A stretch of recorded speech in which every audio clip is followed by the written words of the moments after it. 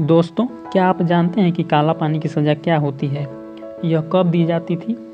अगर नहीं जानते तो भी चिंता की कोई बात नहीं है। आइए हम आपको बताते हैं कि काला पानी क्या है और इसकी सज़ा कब दी जाती थी और क्यों दी जाती थी, और साथ ही यह भी कि उसका अंग्रेज़ों से क्या नाता है, और यह भी कि इसका हमारे देश की आज़ादी से क्या ताल्लुक़ है। काला पानी की सज़ा का नाम सुनकर अच्छों की रूह कांप जाती है।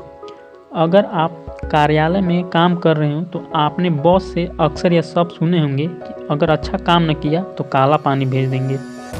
कई कर्मचारी भी ऐसे होंगे जो नापसंद की जगह तैनाती को काला पानी करार देते होंगे।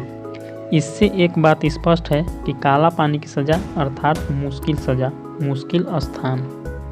काला पानी सज़ा क्या है? दोस्तों, सेलुलर जेल की सज़ा को काला पानी की सज़ा कहा जाता था। अब आपके दिमाग में सवाल आएगा कि ऐसा क्यों? तो ऐसा इसलिए दोस्तों, क्योंकि यह सेलुलर जेल अर्थात काला पानी जेल भारत से हज़ारों किलोमीटर की दूरी पर आज के अंडमान निकोबार की राजधानी पोर्ट ब्लेयर में बनी थी, जहां चारों ओर पानी ही पानी था। यहां मूल रूप से भारत की आज़ादी की लड़ाई में हिस्सा लेने वाले सेनानियों को सज़ा देकर भेजा जाता था। बेड़ियों में जकड़ कर रखा जाता था। चारों ओर समुद्र का पानी होने की वजह से कोई भी कैदी यहाँ से भागने में कामयाब नहीं हो पाता था। यह पूरा क्षेत्र बंगाल की खाड़ी के तहत आता था। काला पानी जेल को सेलुलर जेल क्यों कहा गया? इस जेल को सेलुलर जेल इसलिए कहा जाता था क्योंकि यहाँ हर कैदी को अलग सेल में रखा जाता था। यह जेल ऑक्टोपस की तरह 7 शाखाओं में फैली थी।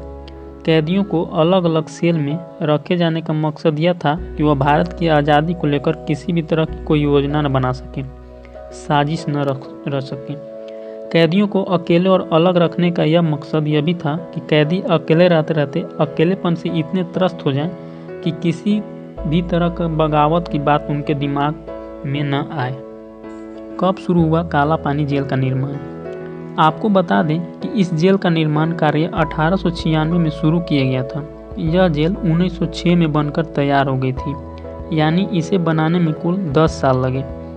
जैसा कि हम आपको ऊपर बता चुके हैं कि जेल के निर्माण का ख्याल अंग्रेजों के दिमाग में 1857 में आ चुका था, लेकिन उसे मूल रूप देने में 40 साल का समय लगा।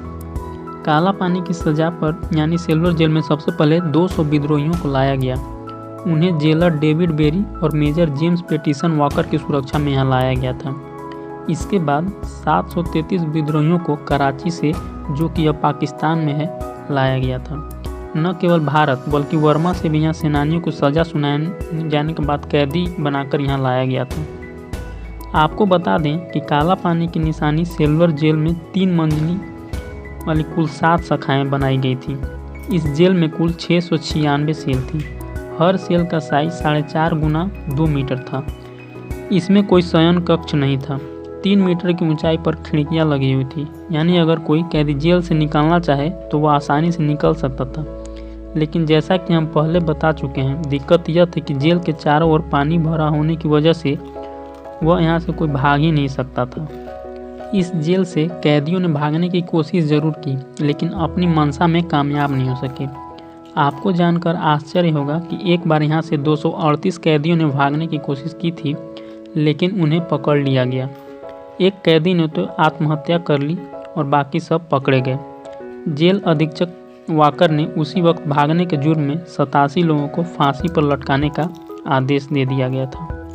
आपको यह भी जानकारी दे दें कि आज से करीब 90 साल पहले सन 1930 में देश की आज़ादी लड़ाई लड़ रहे क्रांतिकारी भगत सिंह के सहयोगी महावीर सिंह ने यहाँ अत्याचार के खिलाफ भूख हड़ताल शुरू की थी। जेल प्रशासन उन पर सख्त हो गया था।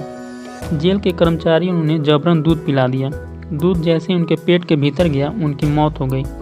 इसके बाद उनके शव पर एक पत्थर बांधकर उन्हें समुद्र में फेंक दिया गया। काला पानी जेल से अंग्रेजों का कब्जा कब हटा? दोस्तों, वह 1940 का दशक था। जापानी शासकों ने अंडमान पर 1942 में कब्जा किया और अंग्रेजों को वहां से मार भगा दिया। उस समय हालात यह थी कि इतिहास पलट चुका था। अंग्रेज कैदियों को सेलुलर जेल में बंद कर दिया गया था। उस दौरान नेताजी सुभाष चंद्र बोस ने भी सेलुलर जेल का दौरा किया। 7 में से 2 शाखाओं को जापानियों ने उसी समय नष्ट कर दिया था। आपको बता दें कि भारत यानी अपने देश की आज़ादी मिलने के बाद इसकी 2 और शाखाओं को ध्वस्त कर दिया गया।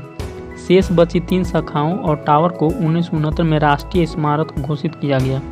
इससे ठीक 6 साल पहले सन 1963 में यह गोविंद वल्लभ पंत अस्पताल खोला गया था। वर्तमान में यहाँ 500 बिस्तर वाला अस्पताल है। 40 डॉक्टर इस वक्त यहाँ सेवा दे रहे हैं।